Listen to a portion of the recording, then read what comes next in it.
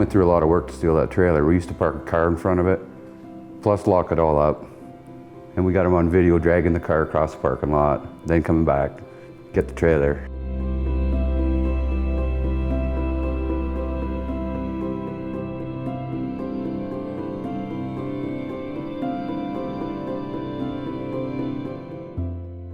We've been here 9 years.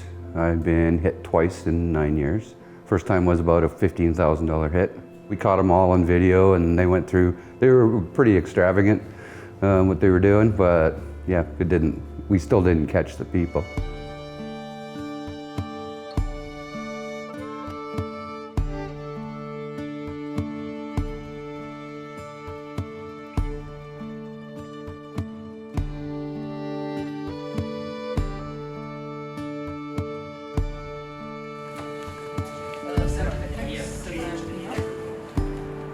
If we see something that normally we don't, then we will take pictures or do a documentation, and if we feel that we should let the RCMP know, we let the RCMP know.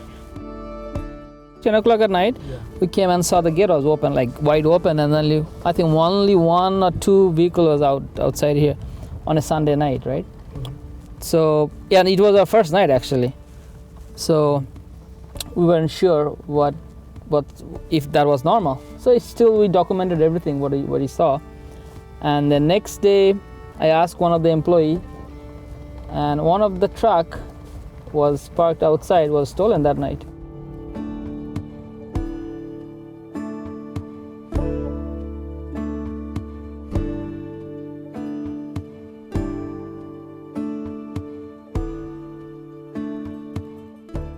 As soon as I got up out of bed and came out, I could see through the front door that one of the vehicle lights was on, and that's when I knew something wasn't right. There's people here, or there people were here, or something is going on. I went to the door, opened it, seen that there's 2 people in our vehicles, in 2 of our vehicles, and yelled at them to leave. They weren't. Just fired warning shots. Then they took off, and then I called 911. And when they showed up, 3 cop cars pulled into our place, guns drawn, and that's when they arrested me.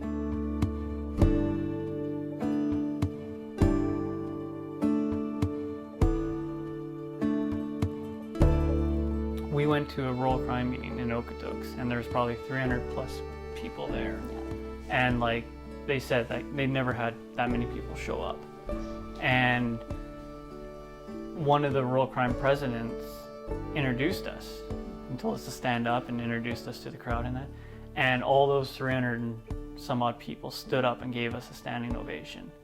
And all the RCMP detachment officers were there and everything. And that was like the start, I think, for me, that really put in the spotlight of this is more than just us.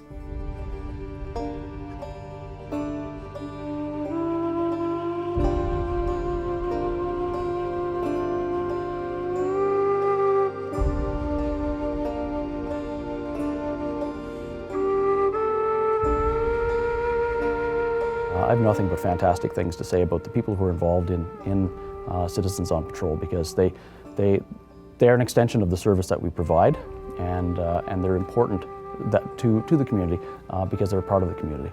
They see what's been happening, they see the trends over the last few years, and they want to be, rather than just complaining about the problem, they want to be a part of that solution.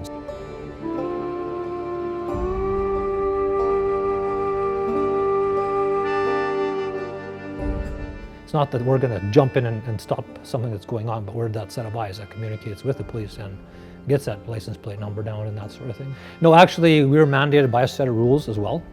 And one of the rules is you stay in your vehicle. The only time you would get out of your vehicle is if you're doing a patrol and you see a body lying there. Of course, you're going to want to get out to help this person, and I mean, do what you can. We have first aid kits, we have fire extinguishers that get carried along with every ride. So I mean, the idea is that you stay in your car if you see a crime. We're not here to be vigilantes, we're here to be the eyes, to help the police to do their job properly and effectively. In the country, you're on your own. So like you can call the police, but they don't show up for often at least 20 minutes plus, and a lot can happen in that time if a criminal or thief comes on your property.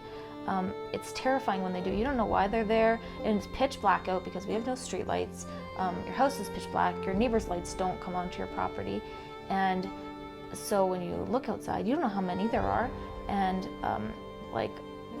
yeah, it's terrifying. Like your adrenaline goes up, you don't know what kind of threat they are or what their intention is, if they're gonna come into your house, come after you, come after your kids. People are getting scared, honestly. Like people in the country they're scared of, and like obviously now we've talked to a lot of people, they're scared of people coming onto their property. Like people are gonna come on high, they're gonna come with firearms. Like what are people supposed to do when those people come on your property if you do confront them? And then they're scared if they report it to the police. So we know people who've had encounters with criminals and the homeowners have had guns and scared them off and have not reported it to the police because they're scared of what the police will do.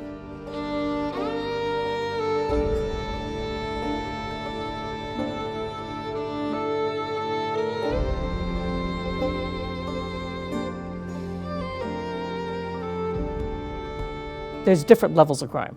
There is the violent crime, and then there's the common theft. And I think that you do have theft occurring in Olds, but we have very small amount of violent crime, which I think is a good thing. And you're gonna see that more in a big city than you are in a small town. And one thing that's great about Olds is that we don't have that kind of escalation in crime. I don't think crime is as rampant as what it may think, people might think, because you hear these rumors and you hear these comments and you read the stories, but it's not like my neighbors had it and his neighbors had it, and it's not that everybody knows somebody. No, I don't think that that's true, but I do think that we have to be concerned about making sure that we have eyes and ears on the street, and making sure that we are doing our due diligence in fact that